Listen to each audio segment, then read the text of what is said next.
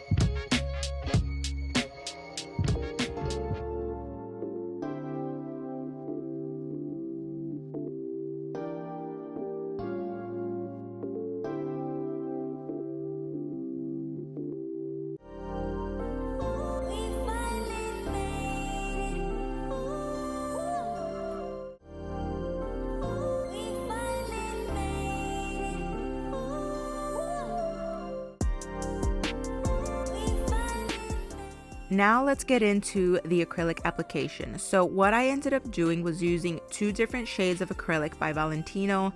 It's their cover line, and the reason I used two different shades is because this nail in particular was going to show a little bit more of the acrylic and it has glitter in it, which is great. The other nails were going to be covered completely in gel polish, so I didn't want to waste the beautiful glitter acrylic if it wasn't even gonna show. Does that make sense? So this one is, I believe, called Princesita, and the other two, I'm not quite sure. But I do have it laid out and ready to have it listed in the description below. So if you're wondering what the other shade of acrylic is, go ahead and check the description box and I'll have a link to it for you. Really quick, I also want to point out, if you're new to my channel and you see me using nail forms, the reason I like to use nail forms is because I have two nails, actually like three nails, that we call them ski slope nails, and they go upwards. So if I put a tip on that nail, it just looks like my nail shoots straight to the sky. It looks crazy, and if I hold my hand just at the right angle, you won't be able to tell, but I could tell, and I hate it. So I started using nail forms years ago, to be honest, and I've never looked back. I just love the way it looks on my nail personally. Now, don't get me wrong. If I could put a tip on my nail, I absolutely would. It is honestly probably easier in terms of you don't have to worry about the acrylic running off the side of the tip as much, right? Because the edge of the tip will sort of catch the acrylic before it falls off until it gets all the way down to the free edge. But with nail forms, it'll just run off the side onto the table. So it takes a little bit more, I don't want to say finesse because that's not the right word, but maybe just practice to really sculpt the nail shape that you want. But you know, with anything, practice makes perfect. So if you're wondering why I use nail forms, that is why.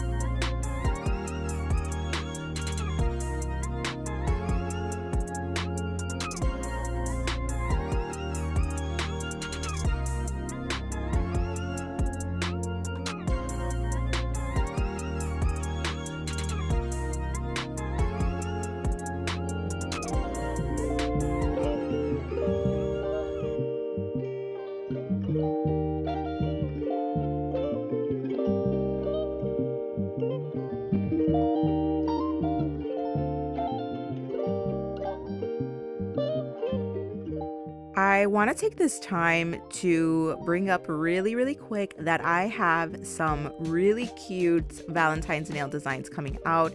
I'm like a sucker for the like seasonal nail designs. You know what I mean? Like Halloween, Christmas, Valentine's Day.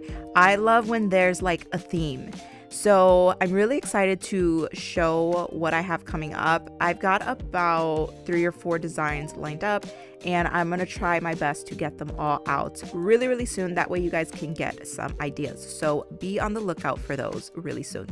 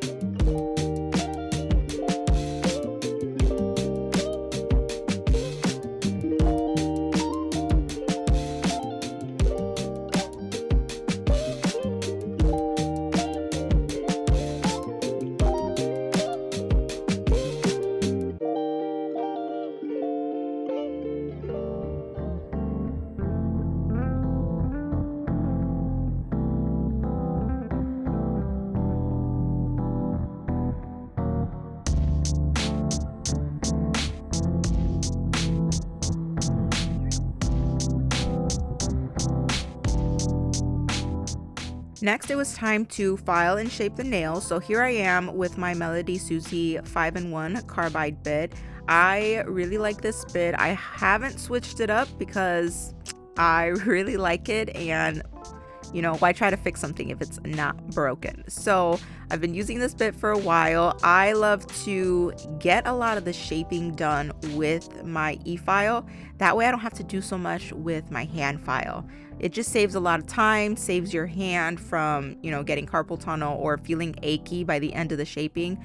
Also, if you've ever noticed that when you're using your hand file, your sidewalls, like right around where your sidewall and the skin are like meeting, if that area ever feels really, really sore and achy the next day, it's because you are hand filing way too much in that area and applying way too much pressure. So if you can get the hang of using the e-file in that spot and getting as much shaping done with your e-file as possible, you will avoid using your hand file, therefore avoid the pain and the aches that come with that.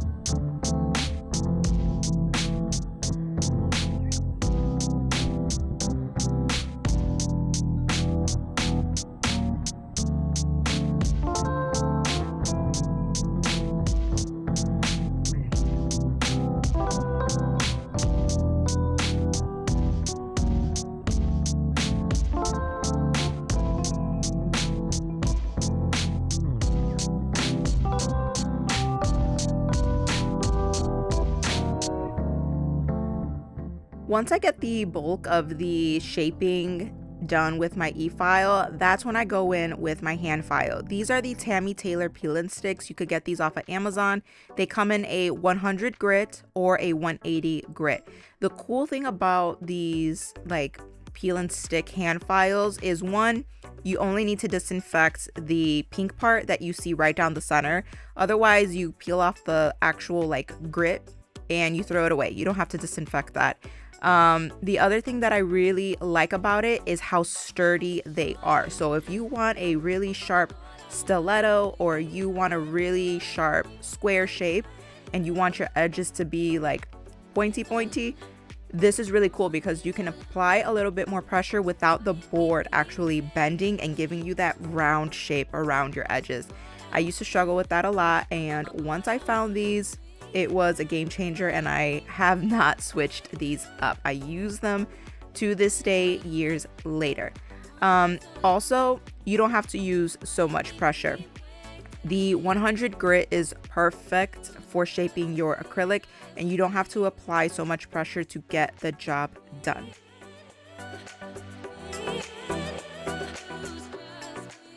Okay, let's get into the nail art. The first thing that I do is take this shade of, it's sort of a maroon shade by Beetles, and I had some of these shades for a really long time. So what I'm gonna do is try to find similar ones. That way, if you guys are looking for this shade or are interested in checking it out, I'll leave it linked in my Amazon storefront or in the description below. But like I said, I've had some of these shades for a really long time, so I don't even know if they make them anymore.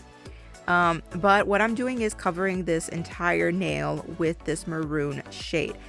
I also want to let you guys know that there were a couple things that I would have done differently in this nail design. So I'm going to share with you what I did wrong and how I would fix that for the future. That way you guys can learn from my mistakes.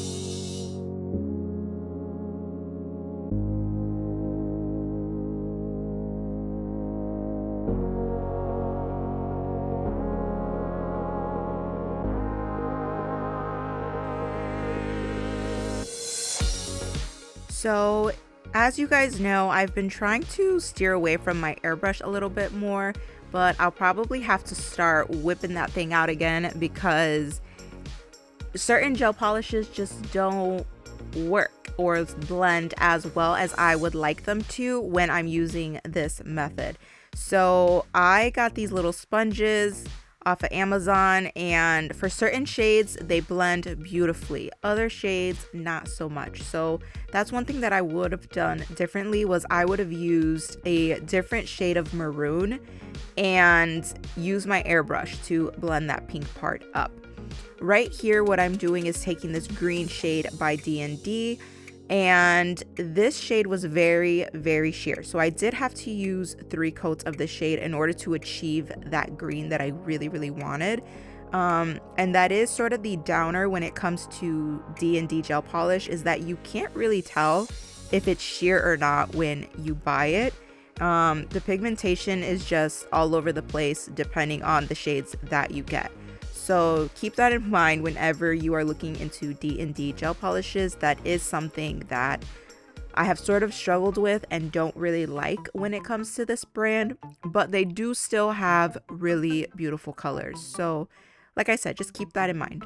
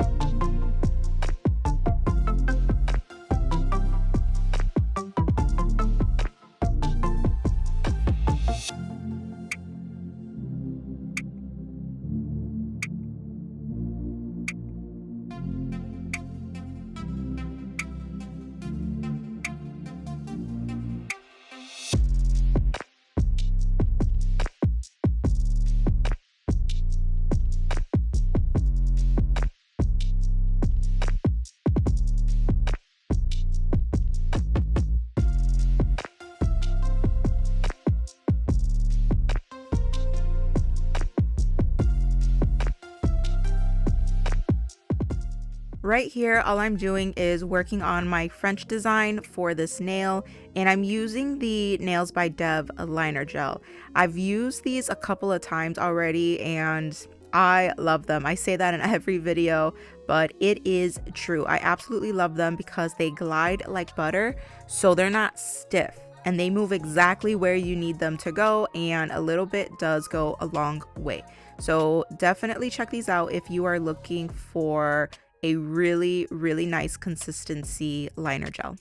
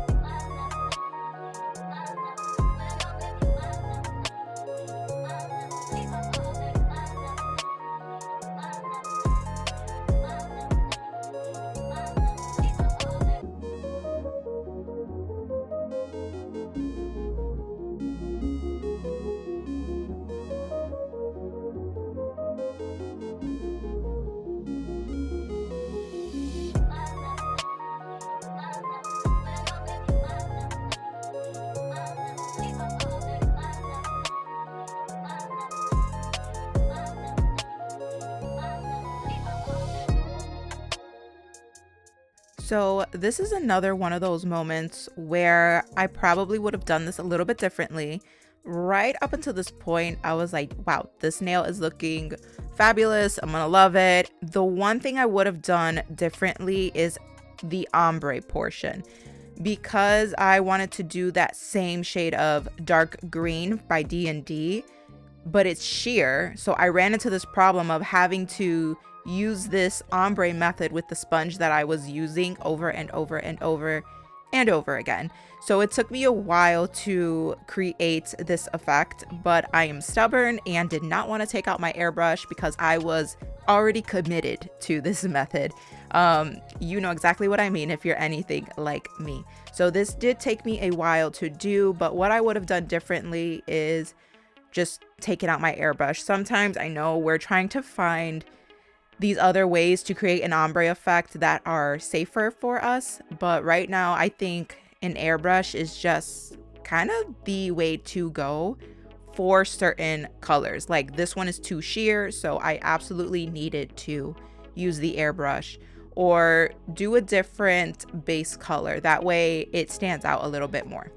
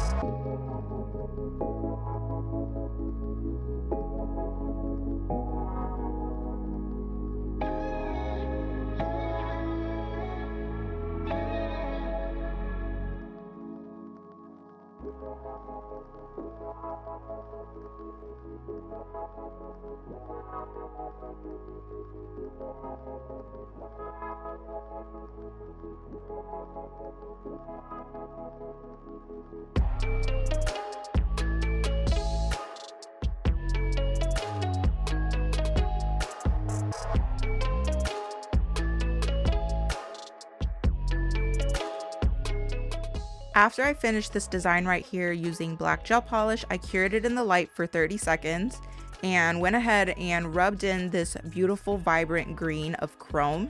And I used that same shade of green with this chrome throughout the design.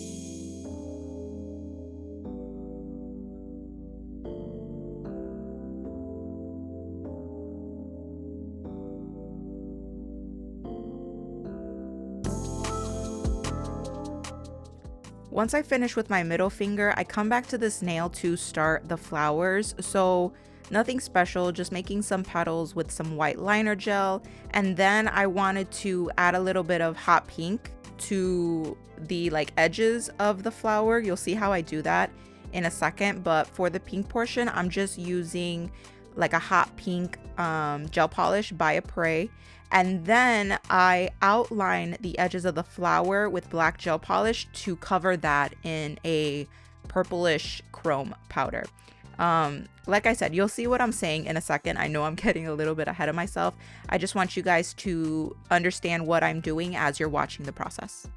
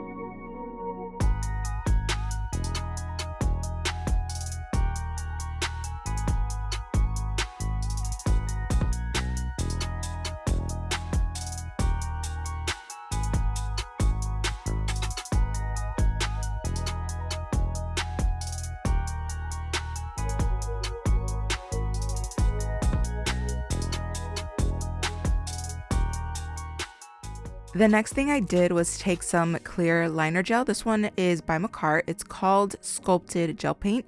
And I just started creating these 3D clear lines. Now, I've seen this a couple of times on Instagram and on TikTok, and I think the design is absolutely gorgeous.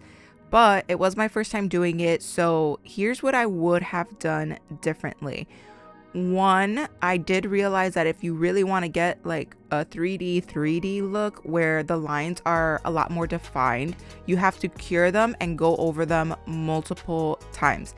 Now, when you're doing a short nail, you don't have to do this as much because you don't need the lines to be so dramatic, but because my nail is so long, I needed them to be a little bit more dramatic. So I went over each line after fully curing it about 3 times.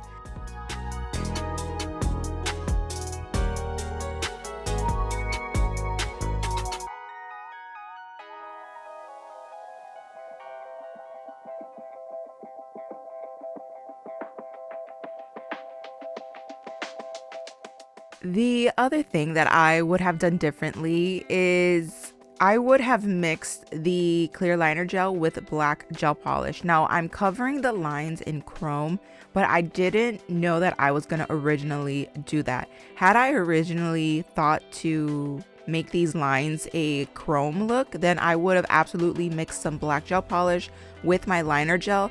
That way the chrome effect is a lot cleaner and it's a lot more bold. You'll notice when I do these little dots right here that I also cover in chrome that they're a little bit transparent. And the reason that is because again, I didn't mix it with black gel polish. So I saw this little trick on, I think it was TikTok, where somebody just bought a fresh tub of clear liner gel and they just dumped some black gel polish in it. I think they put like 3 drops in this tiny little tub of liner gel and it's like ready to go for whenever you need it. So I'll definitely be trying that moving forward because it just saves you time. So yeah, definitely something to consider if you're constantly doing 3D chrome looks like this, then that's a little good hack for you for next time.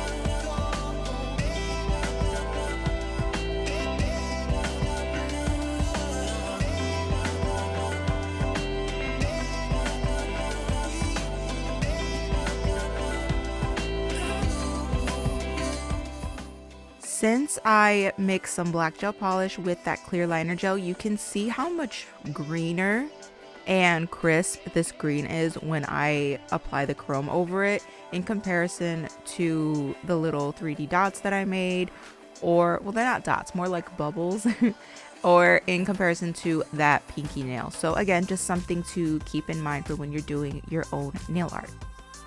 Now, I will say for this thumbnail, my original thought was to put a butterfly right over where the green and the white are supposed to be blending for that ombre effect.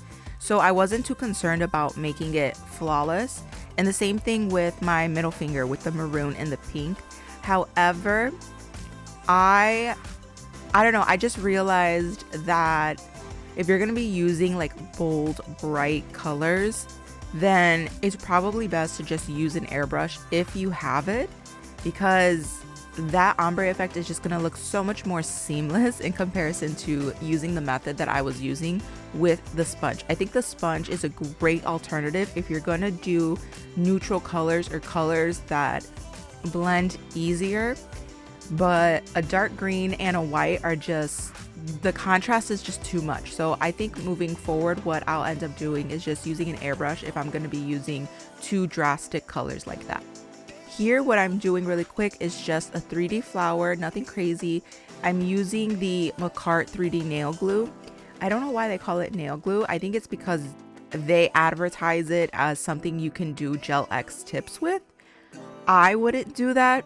I don't know. It's just, if you've seen the ads, you know what I'm talking about. It just looks messy the way that they advertise it. Great idea, great option, I guess, if you're struggling with the actual glue. But personally, glue is just the way to go. So I guess that's why they call it nail glue, but it's really a 3D sculpting gel. So that's what I'm using it for, to create my 3D flowers.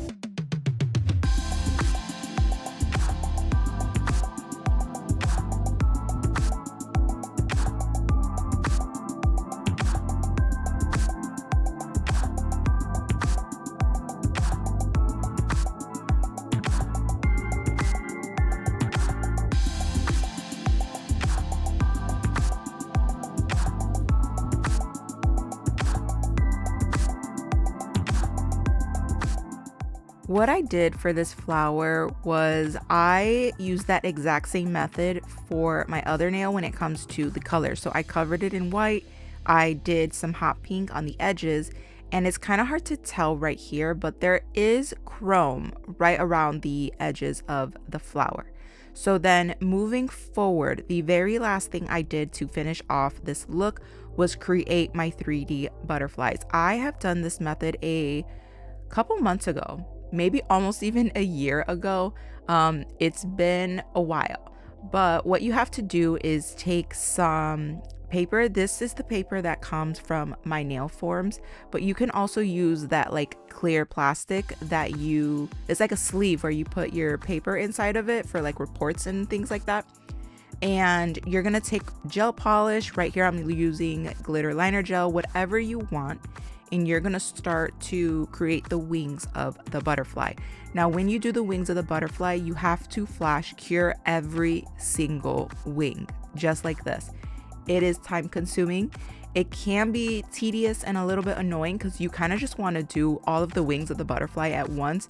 But the problem is that with this paper, the gel will sort of start to disperse out and, I don't know, like bubble around the edges, and you'll have to go back and redo those lines anyways.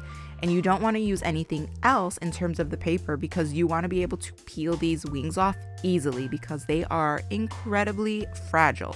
So it's just kind of, there's pros and cons to doing this method. The butterflies turn out so cool, but again, that's just something you have to keep in mind when you're doing this.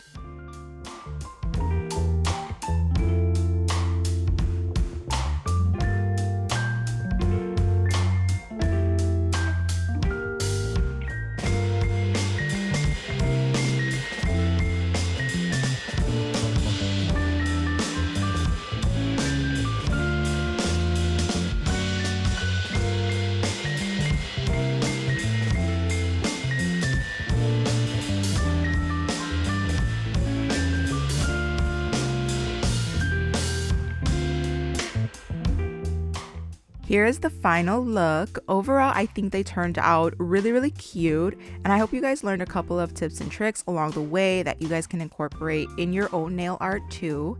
And as always, thank you guys for watching, and I'll see you in the next video.